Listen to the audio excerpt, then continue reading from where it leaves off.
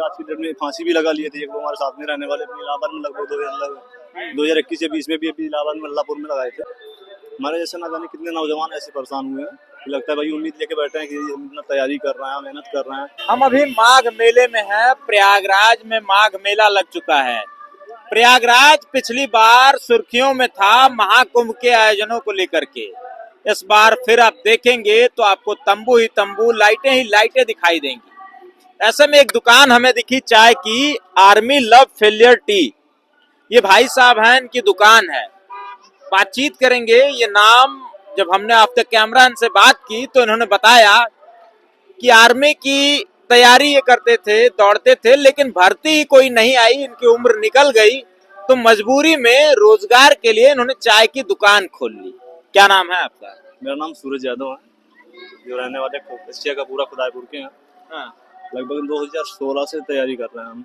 हाँ। मिनिमम उनको लगभग 8 साल हो गए और आज तक जो भी आई भी तो पेपर भी दिए हैं। पेपर लीक होने के पहले जो है पेपर का जो है डेट पिछड़ गया, कर गया, पेपर का जो है डेट हटा दिया गया। ठीक है, इसके बाद लगभग साल भर, 1.5 साल, 2 साल में एक आ रही है, कुछ ना कुछ इशू आ जा रहा है, भर्ती भी नहीं आ रही है। तो लास्ट में हमको क्या हुआ कि भाई करते करते एज भी ओवर एज होने लगा, तो बेरोजगारी में कुछ ना कुछ करना पड़ा। तो ले आके फर्स्ट टाइम में हम बेरोजगारी में यहाँ पे लाके ठेला लगाया चाय का। पिताजी आपके क्या करते हैं सूरज? हमारे पिताजी एक रोजगारी है, ठीक है, कारीगर का काम करते हैं। कारीगर, मिस्त्री, राजमिस्त्री का काम करते हैं। हाँ। जी। बड़ी उम्मीदें, बड़ी आशाएं रही होंगी कि मेरा लड़का कम से कम दौड़ेगा, भागेगा, पढ़ाई लिखाई करेगा, नौकरी पा जाएगा। अब क्या कहते हैं पिताजी? अब क्या कहते हैं, उनका कोशिश था जितना उतना वो अपना कर लिए हैं, मेरा कोशिश जितना था मैं भी कर लिया हूँ। अब भाई गाँव का जो भी फर्ज है ना, ठीक है, बहुत सारा सिस्टम तो है नहीं, हर आदमी एक नॉर्मल रहने वाला ही है। हम लोग कोशिश जो दीवानगी आपकी आर्मी के प्रति थी, गांव वाले देखते होंगे, मोहल्ले वाले, परिवार वाले, रिश्तेदार देखते होंगे कि आपने आर्मी की तैयारी करते करते चाय की दुकान खोल ली, तो हंसते नहीं होंगे, कुछ कहते नहीं है? क्यों हंसेंगे भाई, हमारे साथ में भी रहने वाले बहुत सारे लोग ऐसे हैं जो आज की डेट में फांसी भी लगा लिए थे एक लोग हमारे साथ में रहने वाले अपने इलाहाबाद में, लगभग 2021 या 20 में भी अभी इलाहाबाद में अल्लाहपुर में लगाए थे। अलीगढ़ रहने वाला लड़का था, हमारे साथ में तैयारी कर रहे थे, फांसी लगा लिए थे इसका। इतना दिन से लड़का लगभग 4 साल 5 साल से है। आप भी यहीं इलाहाबाद अल्लाहपुर रह के तैयारी करते थे? नहीं, मैं तो यही झूसी में ही रहा हूँ, लगभग 2016-17 से ही रह रहा हूँ। अच्छा, मैं में ही रहते हैं। सरकार की मतलब नीतियां आप लोगों के अनुरूप नहीं है, युवाओं को नौकरी देने में विफल रही है पूरी तरह से। बिल्कुल। आगे कुछ उम्मीदें हैं कि कुछ और पुलिस वगैरह की भर्ती आप देखेंगे और कुछ भर्ती? कोई चांस नहीं है। हाँ, उम्मीद ही नहीं है, बिल्कुल उम्मीद खो चुके हैं। हमारे जैसे ना जाने कितने नौजवान ऐसे परेशान हुए हैं, लगता है भाई उम्मीद लेके बैठे हैं कि हम इतना तैयारी कर रहे हैं, मेहनत कर रहे हैं, पेपर के लिए क्वालिफाई एजुकेशन भी कर रहे हैं कि हमको इतना जरूरत नहीं है और भी एजुकेशन कर लो, ठीक है, लेकिन उस लाइफ पे पहुंच नहीं पा रहे हैं। 3 साल का कोर्स है, दूसरा कोर्स करने के लिए BA कर लो, ITI कर लो, IIT कर लो, पॉलिटेक्निक कर लो। प्राइवेट कंपनी अगर हमको करना ही है तो हम कुछ भी पकड़ के ITI करके चले जाएंगे। आदमी 4 साल 5 साल तैयारी करने के लिए क्या लिए मेहनत करता है, इस दिन रखने के लिए कोशिश करता है कि भाई प्राइवेट नौकरी करना ही है हमको, अगर तो 5 साल 7 साल काहे लिए हम मेहनत करते हैं।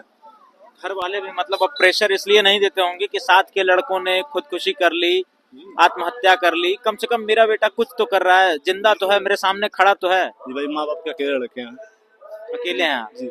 इस बात की तसल्ली होगी कि सामने कम से कम मेरा लड़का खड़ा तो है। जी बिल्कुल।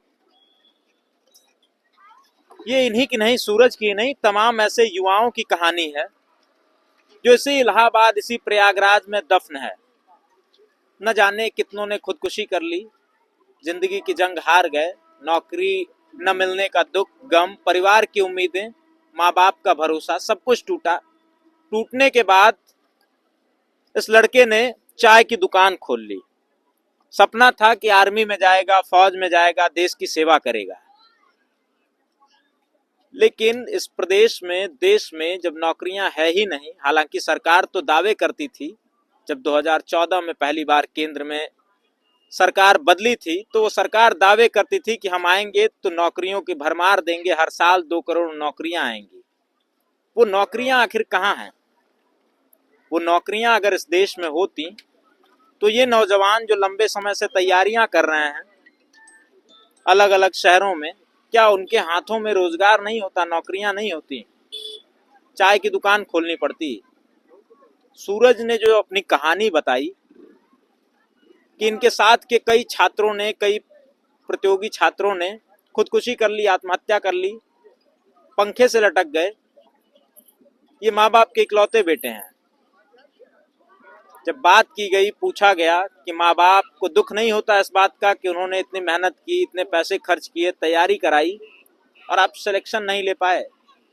जवाब जो था वो काफी भावुक कर देने वाला था कि परिवार वाले कम से कम ये सोचते हैं कि मेरा बेटा मेरे सामने जिंदा तो खड़ा है, बेशक कुछ ना कर रहा हो, आंखों के सामने है, वही उनके लिए सबसे बड़ी चीज है। ऐसी तमाम कहानियां, ऐसे तमाम किस्से, ऐसी तमाम हकीकत हैं जो शायद कैमरे पे आ नहीं पाती है। हमने दिखाने की कोशिश की है। ये तो सूरज की इकलौती कहानी नहीं, कई छात्रों की कहानी है, कई छात्रों की आप बीती है, जिनका संघर्ष एक 10 बाय 10 के कमरे में दम तोड़ देता है।